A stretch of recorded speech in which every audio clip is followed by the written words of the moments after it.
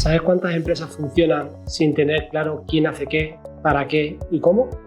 Pues muchas más de las que te imaginas. En ocasiones nos encontramos con empresas con mucha dificultad para tener identificado dónde recaen las responsabilidades, cuáles son las funciones principales de un puesto, de una persona que desempeña ese puesto y además incluso cuáles son los reportes y la jerarquía o la toma de decisiones internas. Ahí entra en juego una herramienta que lleva décadas existiendo y que aún hoy por hoy tiene todo el sentido del mundo: el análisis y la descripción de puestos de trabajo. A veces se percibe como algo burocrático y anticuado, pero bien hecho puede ser una de las herramientas más potentes para mejorar los temas de organización, motivación y eficiencia dentro de una empresa. Analizar y describir puestos de trabajo no es solamente rellenar una ficha de un puesto. Va mucho más allá, consiste en entender claramente cómo funciona una empresa. Y además se constituye la base para montar los procesos de selección, la formación, el desarrollo y carrera profesional de una empresa, y todo ello le da el sentido que tiene que tener esta herramienta. Cuando una empresa no tiene bien definidos sus puestos, las personas trabajan según lo que cree que tienen que hacer. Sin embargo, tener una adecuada descripción de puestos ayuda a tener claras las responsabilidades, a que los gestores de personas puedan tener clara la supervisión de aquello que tienen que realizar los puestos que dependen de ellos, y al final le da coherencia y propósito a cada uno de los puestos dentro de la contribución de la empresa. Pero lo primero de todo es entender qué es y cómo se define una adecuada descripción de puestos de trabajo. Podemos definir con el símil o la metáfora de que es como una radiografía del puesto de trabajo. En esa radiografía se perciben cuáles son las principales responsabilidades, cuáles son las competencias, las funciones, las relaciones e incluso los objetivos que se persiguen al desempeñar ese puesto de trabajo. Además, otra derivada es que permite tener un elemento de comparación y de contraste para saber si realmente las personas que ocupan un determinado puesto están haciendo o se ajustan a aquello que realmente requiere el puesto y, por tanto, la organización para cumplir ese objetivo. Por eso decimos que es una herramienta viva. No consiste en describir el pasado ni de hacer una foto para quedarnos anclados en ese pasado o en ese presente, sino describe el presente y también pone el ojo en el futuro, en qué vamos a necesitar para ir implementando nuevas funciones y desarrollando, por tanto, nuevas competencias para poder ser más competitivos en el mercado. Una descripción de puesto bien hecha empieza por lo más sencillo, que es identificar cómo se llama el puesto, dónde se ubica a nivel organizativo, en qué departamento, por tanto, y además cuáles son las relaciones que mantienen a nivel jerárquica y con otros departamentos. Después, en la ficha de descripción de puesto viene la misión. La misión no es simplemente una concatenación de tareas, que muchas veces no lo encontramos en muchas fichas de descripción de puesto, sino que debe responder a preguntas que identifican el sentido, el propósito de ese puesto. ¿Para qué existe el puesto? ¿Cuál es su misión principal o su orientación principal? Y por ello debe ser algo concreto, conciso y directo a esa aportación diferencial dentro de la empresa. Un ejemplo de misión podría ser diseñar y ejecutar el plan comercial de la empresa, coordinando los recursos necesarios y analizando el mercado. En esta frase se contemplaría todo: el qué, el con qué y el para qué se hace aquello que el puesto tiene que desempeñar. A partir de esta misión se van aterrizando las funciones o responsabilidades principales. Aquí igualmente no se trata de hacer un desglose de tareas una por una, sino aquellas principales responsabilidades y funciones que puede tener el puesto.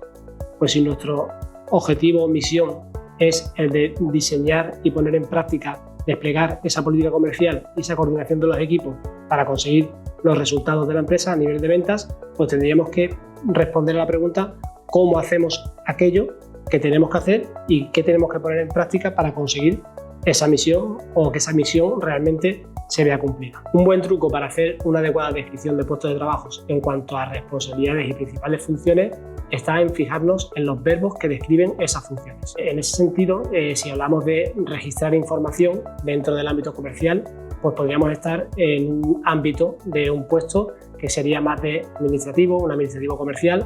Si hablamos de análisis de información, analizar la información para poder proyectar cuál es la política comercial de la empresa, pues podríamos hablar de un puesto más técnico. Y si hablamos de dirigir o de coordinar las actividades comerciales, pues nos estaríamos viendo ya o posicionando ante funciones de un puesto de mayor responsabilidad, incluso de dirección comercial dentro de la empresa. Por tanto, tener en cuenta cuáles son los verbos que usamos y qué nivel de responsabilidad implícitamente tienen esos verbos nos ayudan después también al posicionamiento de competencias, que es una de las ventajas o de las derivadas que tiene la ficha de descripción de puestos de trabajo. En este ejemplo concreto tenemos 3 verbos, tenemos 3 niveles que definen un mismo ámbito pero con distinto nivel de responsabilidad. Otro bloque importante es el de las relaciones, las responsabilidades y las exigencias del puesto. Aquí estaríamos ya en un tercer nivel.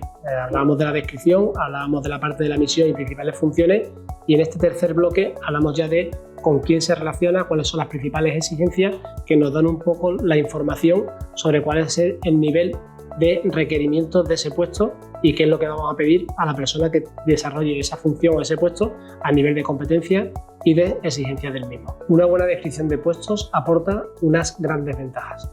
Por un lado, ayuda a las personas a conocer qué es lo que se espera de ellas.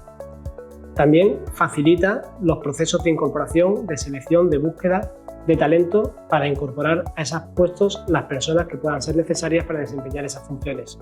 También nos permiten plantear el plan de desarrollo dentro de la compañía cuando empezamos a ver que hay puestos de similitud en cuanto a nivel de exigencia y que permitirían ir ascendiendo en esa carrera dentro de la empresa por poder acomodarse de un puesto a otro con mayor facilidad y mayor flexibilidad. Y por último, también nos permite establecer cuáles son los planes de formación necesarios al observar los gaps que existen entre la transición de un puesto a otro o dentro de un puesto, analizar qué es lo que tiene la persona respecto a lo que ese puesto termina siguiendo. En resumen, una empresa con una buena descripción de puestos de trabajo es una empresa más ordenada, más predecible, más equitativa y donde tiene una mayor claridad en aquellas funciones y responsabilidades que exige a las personas que deciden desempeñar su función en ella. Si se convierte en un elemento de conversación sobre el cual podemos empezar a identificar cuáles son las funciones, las responsabilidades, qué es lo que hacemos, cómo lo hacemos, qué necesitamos para seguir avanzando y evolucionando en esa perspectiva de crecimiento dentro de la empresa, la herramienta de análisis y descripción de puestos de trabajo se convierte en una pieza fundamental y para mí la base de construir una buena política de gestión de personas. No hace falta ni un software ni plantillas complicadas.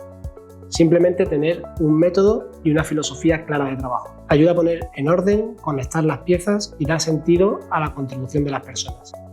Y eso en cualquier empresa marca la diferencia entre funcionar o avanzar.